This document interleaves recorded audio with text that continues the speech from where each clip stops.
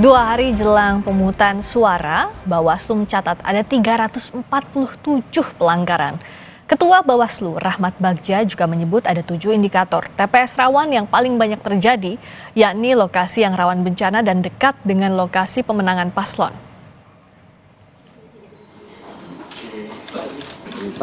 Badan Pengawas Pemilu memetakan sejumlah tempat pemungutan suara atau TPS yang rawan pada pemilu 2024. Ketua Bawaslu Rahmat Bagja menyebut ada 7 indikator TPS rawan yang paling banyak terjadi, 14 indikator yang banyak terjadi dan 1 indikator yang tidak banyak namun perlu diantisipasi.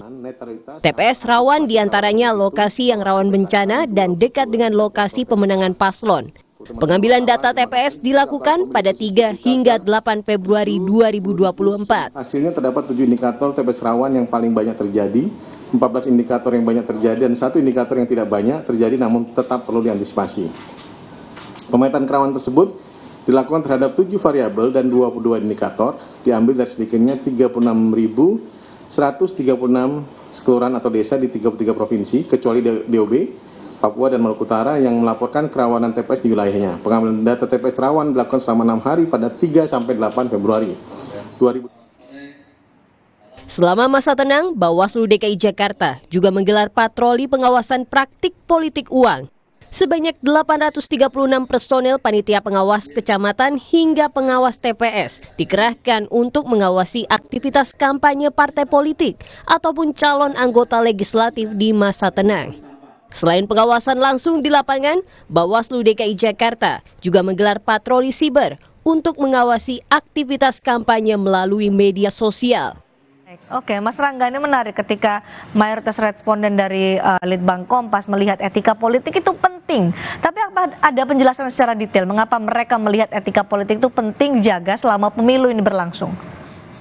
Ya Mbak Cindy, jadi memang menekankan lagi poinnya Pak Komarudin Hidayat ya, bahwa itu sekarang bukan hanya yang menengah ke atas lagi ya, tapi mayoritas masyarakat sekarang itu sudah bisa melihat bahwa etika itu penting nih, faktor penting yang harus tetap dijaga di pemilu. Hasil survei kita 96%, jadi hampir semua masyarakat itu sepakat ya bahwa etika itu penting. Kenapa? Karena memang ujungnya panjang.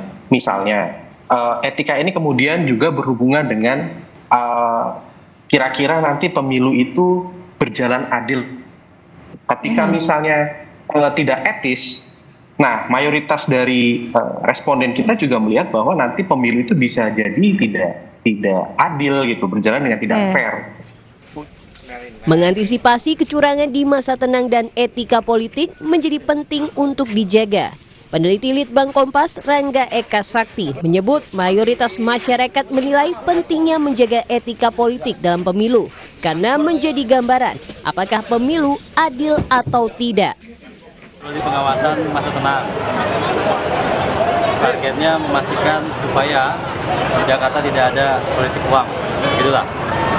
Nanti kita memastikan seluruh jajaran kita sampai ke pengawas TPS, itu kita libatkan untuk ikut mengawasi sampai tadi bahasa Baburan, sampai ke lorong-lorong, sampai ke gang-gang sempit yang ada di Jakarta. Kita pastikan itu menjadi fokus. Masa tenang pemilu 2024 berlangsung mulai 11 hingga 13 Februari 2024. Dalam Undang-Undang Nomor 7 Tahun 2017 disebutkan beberapa hal yang dilarang saat masa tenang, diantaranya melakukan kampanye dan menjanjikan atau memberikan imbalan kepada pemilih. Kepada media massa dilarang mengunggah berita pemilu. Lembaga survei juga dilarang mengumumkan hasil survei atau jajak pendapat terkait pemilu. 2 hari jelang pemungutan suara, Bawaslu mencatat ada 327 pelanggaran. Bersama Sentra Penegakan Hukum Terpadu, Bawaslu tengah melakukan proses pada pelanggaran yang ada. Tim Liputan Kompas TV. Ada 300 lebih pelanggaran yang dicatat oleh Bawaslu di masa kampanye. Lalu bagaimana Perludem melihat catatan ini? Dan juga kita akan berbincang dengan Ketua Bawaslu 2012-2017. Sudah hadir bersama kami Fadli Ramadhanil, peneliti Perludem, dan Muhammad, Ketua Bawaslu 2012-2017. Mas Fadli, juga Pak Muhammad, apa kabar? Selamat malam. Alhamdulillah Kabar baik, baik. Mbak Priska. Selamat malam, Mbak. Selamat malam, Prof. Muhammad. Alhamdulillah, Mas terima Fadli. kasih sudah hadir. Saya ke Perludem dulu. Kalau dicatat oleh Bawaslu ada 300 lebih pelanggaran, bagaimana menyikapinya dan apa kemungkinan sanksinya kalau Perludem lihat? Saya kira catatan Bawaslu ini tentu penting untuk ditelusuri dan didalami lebih jauh, Mbak Priska ya. Dan tentu saja kalau Bawaslu menemukan pelanggaran pemilu atau menerima laporan pelanggaran pemilu, artinya itu akan berkorelasi langsung dengan integritas penyelenggaraan pemilu itu sendiri. Maka penting untuk ditanyakan lebih lanjut kepada Bawaslu menurut saya, pelanggaran yang dicatatkan oleh Bawaslu itu dilakukan oleh siapa saja, kemudian bentuk pelanggarannya apa saja, dan jenis pelanggarannya apa. Nah, kalau lebih banyak terjadi pelanggaran pidana misalnya, kalau kita rujuk ke dalam undang-undang pemilu, pelanggaran pidana yang dilakukan oleh peserta pemilu yang berkekuatan hukum tetap, putusan pidananya, itu akan berkorelasi atau kemudian berimplikasi menjadi diskualifikasi sebagai peserta pemilu. Nah, apakah itu sudah ada misalnya peserta pemilu, baik itu kalau calon presiden kan nggak mungkin ya, karena sampai sekarang masih ada 3 calon presidennya, dan di undang-undang pemilu juga nggak ada ruang untuk mendiskualifikasi calon presiden dengan ketentuan pidana pemilu. Tapi kalau calon anggota legislatif, baik itu DPR RI, DPRD provinsi sampai kabupaten kota, kalau terbukti melakukan pidana pemilu, itu sanksinya diskualifikasi. Nah, apakah itu sudah ada? Itu menjadi penting untuk di breakdown lebih jauh menurut saya.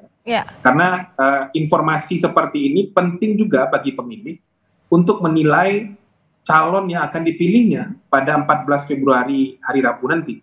Jadi tentu pemilih jangan memilih orang yang berstatus sebagai terpidana tindak pidana pemilu. Nah, itu yang harusnya juga penting untuk dijelaskan dan dielaborasi lebih jauh menurut saya dari rilis yang disampaikan Bawaslu ini, Mbak Priska. Nah, kalau Pak Muhammad melihatnya ini kan waktunya tinggal lusa. Kalaupun ada pelanggaran pemilu, bagaimana gerak cepat yang bisa dilakukan Bawaslu, apalagi misalnya kalau pelanggarannya itu serius bisa berujung diskualifikasi? Pak Muhammad? Halo, oh ya, jadi begini. Silakan. Undang-undang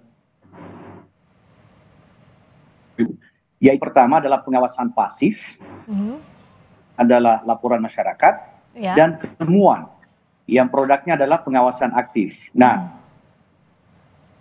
semua instrumen pengawasan itu ditindaklanjuti secara cepat, sebagaimana sampaikan oleh Mas Fadli tadi. Apakah itu laporan atau temuan? Nah, kita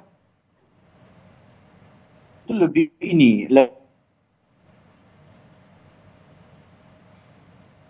Pak Muhammad? Dia tidak bisa melakukan verifikasi. Tapi kalau dia temuan, maka dia bisa segera melakukan verifikasi dan penindakan terhadap Pak Muhammad, ada gangguan hari ini komunikasi tampaknya? Saya berharap teman-teman. Pak Muhammad, saya akan perbaiki dulu komunikasi dengan Pak Muhammad. Saya ke Mas Fadli dulu. Tadi kan kalau ada laporan dan temuan kalau kata Pak Muhammad. Nah, bagaimana menindaklanjuti ini di waktu yang sangat sempit sekali? Karena lusa, kalaupun ditemukan pelanggaran tapi pemilunya sudah terjadi dan pelanggaran itu bisa menguntungkan suara salah satu pasangan calon, tentu akan terlambat, Mas Fadli. Ya, saya kira tidak ada yang terlambat, Mbak Priska, sebab pelanggaran pemilu itu, baik itu pelanggaran administrasi maupun pelanggaran pidana, itu kan tidak mesti selesai sebelum hari pemungutan suara dilakukan. Bahkan pelanggaran-pelanggaran pidana itu juga masih potensial terjadi nanti pada hari pemungutan suara. Bahkan proses penghitungan suara, rekapitulasi suara pun secara berjenjang itu tetap ada potensi pelanggaran pidananya. Jadi kalau sekarang Bawaslu merilis ada 300 lebih pelanggaran pemilu, artinya itu pelanggaran pemilu yang terjadi selama tahapan kampanye, saya kira. Nah, setelah tahapan kampanye berakhir di masa tenang, nanti proses pemungutan penghitungan suara pada 14 Februari 2024, hari Rabu besok, lalu nanti lanjut lagi tahapan rekapitulasi yang akan berlangsung sampai minggu ketiga bulan Maret, kalau kita lihat di tahapan pemilu, itu tetap saja ada potensi pelanggaran pidana pemilunya. Jadi intensitas pengawasan justru harusnya terus ditingkatkan menjelang tahapan pemungutan penghitungan suara, Ya. pada saat tahapan pemungutan penghitungan suara, sampai nanti hasil pemilu itu diumumkan oleh Bawaslu. Oke. Bahkan sampai nanti proses penetapan calon terpilih pun juga harus tetap Terus melakukan diawasi ya? pengawasan dan penegakan hukum. Oke, nah Pak Muhammad sudah terhubung lagi. Bagaimana tadi dengan laporan dan juga temuan dan bagaimana menindaklanjuti serta mengawasinya, Pak Muhammad? Ya, jadi sekarang begini, tersisa 2 hari menuju kepada election day, hari pemilu, Bawaslu harusnya lebih banyak mengedepankan pengawasan aktif, yaitu sifatnya temuan. Jadi jangan nunggu laporan lagi, jangan di kantor lagi nih teman-teman Bawaslu ini. Dia harus keluar, harus ke lapangan, melihat, mengawasi masa tenang yang kurang lebih 3 hari ini. Jadi kalau Bawaslu banyak di kantor, itu kan namanya pengawasan pasif, menunggu laporan. Nah, saya mengimbau seluruh Indonesia, teman-teman Bawaslu itu untuk segera keluar, lihat di lapangan, lihat praktik pemilu kita, apakah masih ada pelanggaran dan segera lakukan tindakan. Oke. Ya, jadi Bawaslu itu punya instrumen untuk melakukan pengawasan penanganan pelanggaran secara cepat. Ya, misalnya pelanggaran administrasi, seperti alat peraga sekarang ini harusnya cepat dilakukan koordinasi dengan PPK, dengan pemerintah setempat, ya, dengan penegak hukum. Jadi jangan sampai masih ada alat peraga di masa tenang ini yang kita lihat.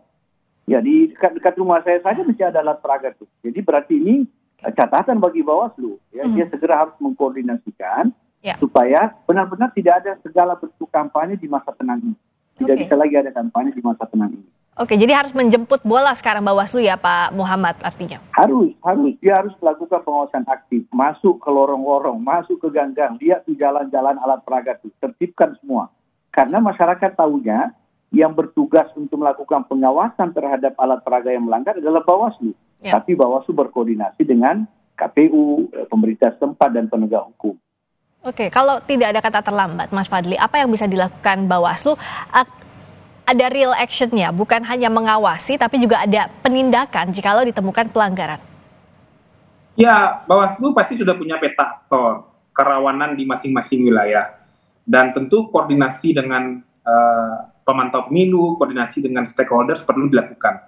Nah, kalau ada pelanggaran pemilu yang ditemukan, atau ada informasi awal yang disampaikan oleh masyarakat, di semua kanal ya Mbak Priska ya, bisa lewat media sosial, bisa lewat media arus utama, atau masyarakat yang kemudian menyampaikan informasi langsung kepada Bawaslu, saya kira Bawaslu harus merespon itu, melakukan penelusuran, melakukan investigasi, memberdayakan sumber daya yang mereka miliki, untuk membuat terang semua dugaan-dugaan pelanggaran itu. Jadi jangan terlalu cepat seperti yang dilakukan oleh Bawaslu selama ini ya, terlalu cepat kemudian menyimpulkan sebuah peristiwa itu tidak memenuhi unsur pelanggaran. Nah, itu jangan dilakukan, karena Bawaslu punya sumber daya, punya kewenangan untuk melakukan penelusuran informasi lebih jauh, mencari petunjuk lebih dalam untuk mengungkap praktik curang dalam proses penyelenggaraan pemilu. Ini kita semua kan sudah bisa melihat dengan kasat mata, ya. Informasi publik itu banyak sekali, sehingga perlu ada otoritas negara yang punya kewenangan untuk melakukan penegakan hukum. Siapa itu? Ya Bawaslu. Oke, singkat saja Pak Muhammad, jadi di waktu yang krusial ini bagaimana agar efektif pengawasan yang dilakukan Bawaslu dan juga penindakannya betul-betul sesuai dengan aturan, tidak ragu-ragu lagi Pak Muhammad? Iya, harus menegakkan hukum. Jadi dalam waktu yang singkat ini tidak ada lagi pencegahan. Jadi fungsi pencegahan Bawaslu sudah harus berhenti. Yang ada adalah fungsi penindakan. Jadi memang Bawaslu dimandat oleh Undang-Undang 7 untuk melakukan pencegahan dan penindakan. Tapi di waktu yang tersisa 2 hari menuju ke hari pemilihan, fungsi pencegahan stop. Stop, tidak boleh lagi pencegahan, tindak. Lakukan penindakan, on the spot. Temukan pelanggaran, lakukan penindakan. Proses hukum, siapapun yang melanggar. Ya, baik dalam pemilu presiden atau pemilu anggota DPR. Ya. Itu yang harus dilakukan untuk masyarakat bisa percaya kepada Bawaslu tersisa beberapa 2 hari ini untuk menuju ke hari pemilu. Oke, tidak ada tebang pilih, tidak ada ragu-ragu. Kita tunggu ketegasan dari Bawaslu agar kita sama-sama mengawal pemilu bisa berjalan jujur, adil, demokratis. Terima kasih Mas Fadli Ramadhanil, peneliti Perludem, dan Pak Muhammad, Ketua Bawaslu 2012-2017. Selamat malam. Berikutnya saudara, kami kembali dengan sorotan lainnya. Masih di Sapa Indonesia Malam, distribusi logistik pemilu ke sejumlah TPS terjauh di wilayah pedalaman mulai dilakukan. Petugas harus melewati jalan yang sulit untuk mengirimkan logistik pemilu. Informasinya sesaat lagi bersama rekan saya Livia Charlisa di Sapa Indonesia Malam.